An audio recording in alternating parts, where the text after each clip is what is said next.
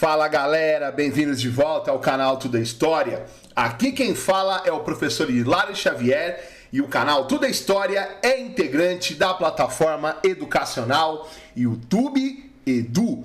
Galera, estou de volta, feliz ano novo para todo mundo. O canal Tudo é História volta com tudo para termos mais um ano repleto de conteúdo bom, de história, de ciências humanas como um todo, para que você possa ter êxito no vestibular, no Enem, na prova que você, porventura, venha a realizar nesse ano de 2019. O canal Tudo é História conta com a ajuda de vocês para atingir um número maior de lares. Estamos aí, prestes a completar 60 mil inscritos e tudo isso graças a cada um de vocês. Vamos ver se o canal Tudo é História consegue esse ano bater 100 mil para ganharmos uma placa aí do YouTube, e com a ajuda de vocês, com certeza, esse sonho será possível. Meus caros, estou de volta com o quadro Resumo da Obra para atender a dezenas de mensagens que o pessoal me enviou no Facebook aqui no canal Tudo é História, pedindo para que eu incluísse na listagem de livros resenhados aqui do canal Tudo é História as obras Ilíada e Odisseia, ambas atribuídas ao poeta cego grego Homero. E hoje é dia de fazer aqui para a galera um resumão para que você possa compreender melhor Ilíada e Odisseia. Gente, esses dois poemas aqui, eles ganham uma atenção especial por alguns motivos, né? Tem uma galera que é obrigada a saber o conteúdo desses poemas para fazer seminários na escola, na faculdade, mas tem uma relevância maior ainda, porque Ilíada e Odisseia são poemas considerados como fontes históricas para se compreender um período da história grega que nós chamamos de homérico. É um período que vai da primeira até a segunda diáspora. A primeira diáspora grega causada pela invasão dórica, ali por volta do século XII AC, e esse período homérico vai até o século VIII AC, quando nós temos a desintegração dos genos, que eram comunidades agrícolas gregas, né? E essa população vai se dispersar em um processo histórico chamado de Segunda Diáspora Grega. Então, quando a galera vai estudar esse período da história grega, que vai do século XII até o século VIII antes de Cristo, não existem fontes melhores que os poemas Ilíada e Odisseia atribuídos ao poeta Homero. Então, além de ser poemas considerados, como os dois precursores da literatura ocidental, para muita gente são as duas grandes obras que inauguraram a literatura ocidental, Ilíada e Odisseia. Além dessa importância literária, tem importância histórica, porque são documentos utilizados para descrever esse importante período da história grega. Beleza, pessoal? Então vamos lá. Feita a introdução, olha só. Então, Ilíada e Odisseia são duas epopeias. Professor, o que é uma epopeia? Uma epopeia é uma grande narrativa que envolve heróis, batalhas, feitos gigantescos. Não é à toa que muita gente costuma utilizar o termo, que foi um feito homérico. Por quê? Porque é algo grandioso como o que aconteceu em Ilíada e Odisseia, narrado pelo poeta e escritor Homero. Bom, gente, então Ilíada e Odisseia são dois poemas históricos, que narra a aventura de grandes heróis e grandes façanhas, e é atribuída a autoria ao poeta grego Homero. Eu disse para vocês no início, que os poemas são atribuídos a ele, mas tem uma galera que questiona por N motivos. Primeiro porque a própria obra cita Homero como uma pessoa, depois fala que é um conjunto de pessoas. E além disso, quando você lê Ilíada e depois você lê a Odisseia, apesar de supostamente escritos por Homero, por uma mesma pessoa, tem formas de escritas bem diferentes. Parece que foi uma pessoa começou uma história e outra terminou, outras terminaram, sabe? Por conta disso, muita gente questiona. Mas oficialmente, sim, Ilíada e Odisseia foram escritas, compostas pelo poeta cego grego Homero. Olha só, Homero, se é que ele existiu, ele viveu por volta do século VIII AC, e foi um renomado aedo. Professor, o que é aedo? Aedo é um poeta que cantava poemas e feitos heróicos lá na Grécia Antiga.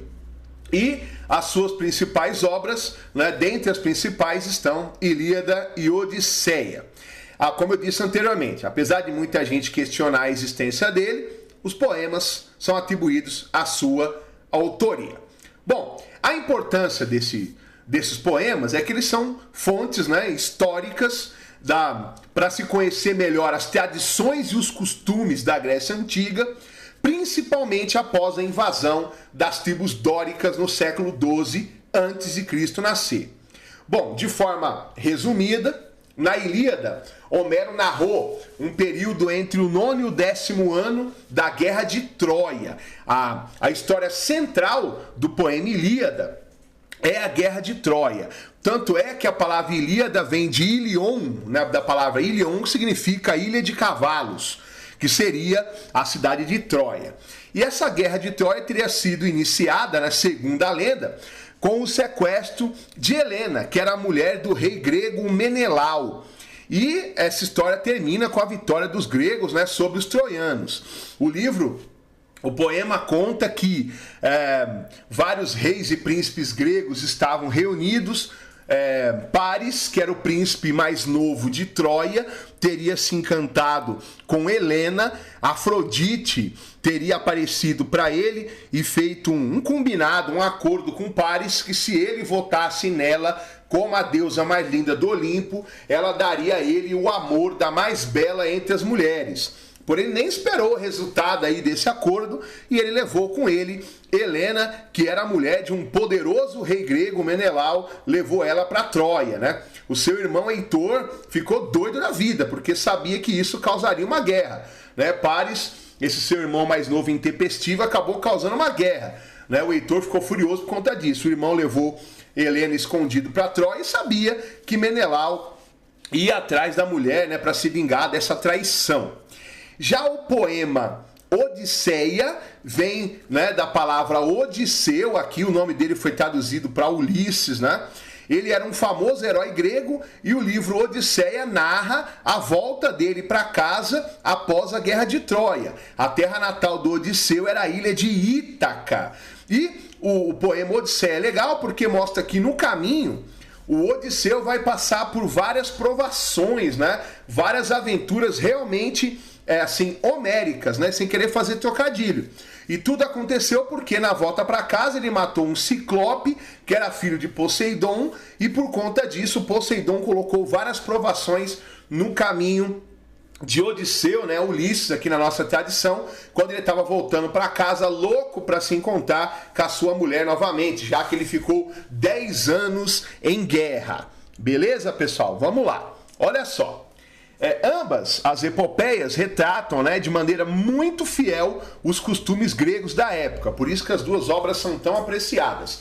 Inclusive abordando a organização social, como viviam as famílias, como que eles administravam uma determinada cidade ou região.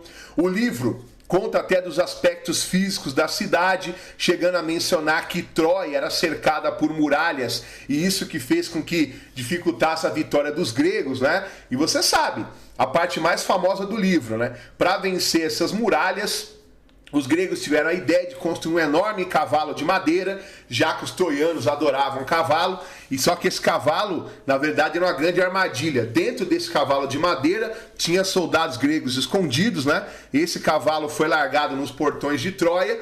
À noite, os troianos comemorando, achando que tinham vencido a guerra, já que o restante dos gregos fingiram ir embora, eles puxaram o cavalo para dentro das muralhas. E à noite os soldados escondidos saíram, abriram os portões e os gregos acabaram vencendo a Guerra de Troia. Daí aquele dito popular presente de grego, né? Quando você acha que é uma coisa e na verdade é outra completamente diferente. Bom, além disso, né, a própria existência de Troia foi descoberta através da Ilíada, né, mesmo que ainda exista muitos historiadores que contestem a existência de Troia, já que pouquíssimas evidências físicas e materiais, né, foram encontradas para comprovar a existência de Troia. Bom, as obras são importantes porque grande parte de tudo aquilo que a gente sabe de Grécia após a invasão dórica no século XII AC vem das epopeias homéricas. Beleza, meus caros? Bom, agora falando mais especificamente apenas da Ilíada. Ilíada é um poema épico, eu já expliquei o que é um poema épico, né? Ele é composto de 24 cantos escritos em versos, cujo tema central é o episódio da Guerra de Troia.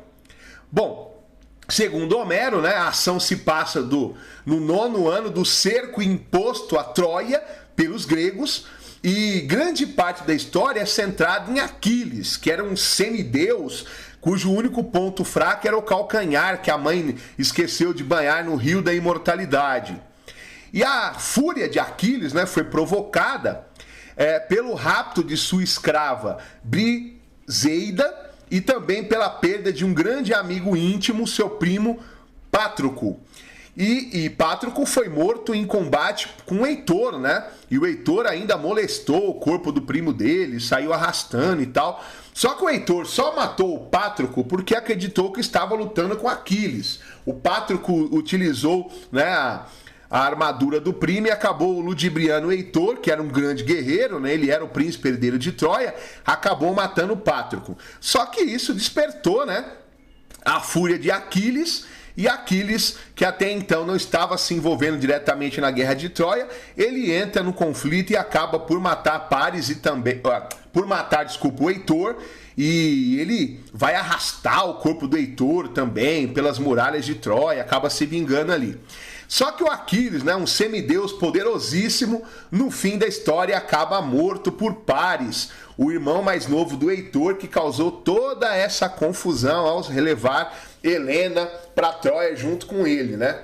Então, o primo do Aquiles é morto pelo Heitor, depois o Aquiles vai lá e mata o Heitor, e no final da história o Aquiles é morto por Paris, né? Que nem era um grande guerreiro se comparado ao seu irmão Heitor, né? A sorte do Paris foi acertar uma flecha no único ponto fraco do Aquiles, no seu calcanhar, né? Daí o dito popular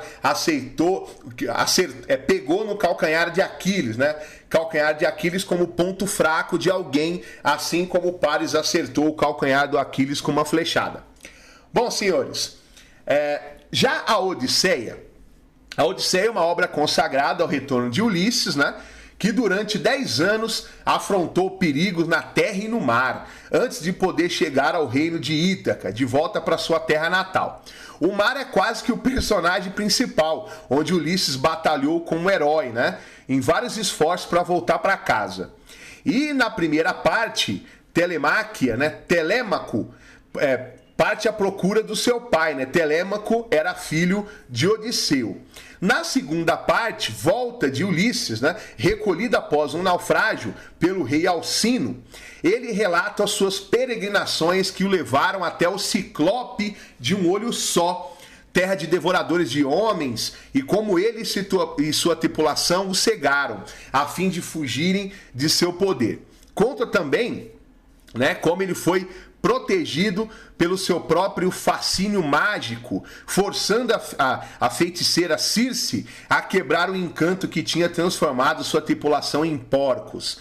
E conta ainda como foi aos infernos, o mar das sereias, como conseguiu proteger a sua tripulação, tampando seus ouvidos com cera de abelha e se amarrando com cordas ao mastro do navio, de forma que não pudesse mexer-se enquanto estava sob o encanto das sereias, e não forçasse a sua tripulação a remar em direção à morte. Conta ainda histórias da ninfa Calipso. Bom, gente, o livro Odisseia, ele é permeado de muita mitologia, fala de deuses gregos, de semideuses, de monstros marinhos, uma série de intempéries que Ulisses, né, Odisseu, teve que enfrentar de volta para casa, a ilha de Ítaca.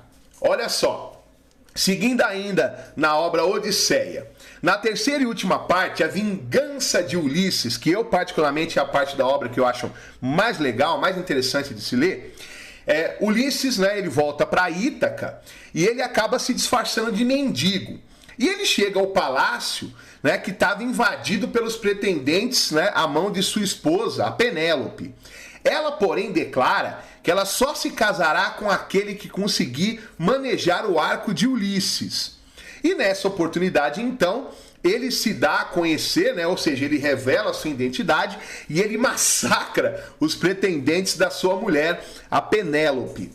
A epopeia, portanto, né, da Odisseia, comporta um aspecto coletivo que visa transmitir ali um conjunto de narrativas tradicionais relacionadas ali quanto à ordem do mundo na visão dos gregos, quanto à ordem da comunidade, quanto à própria existência, né?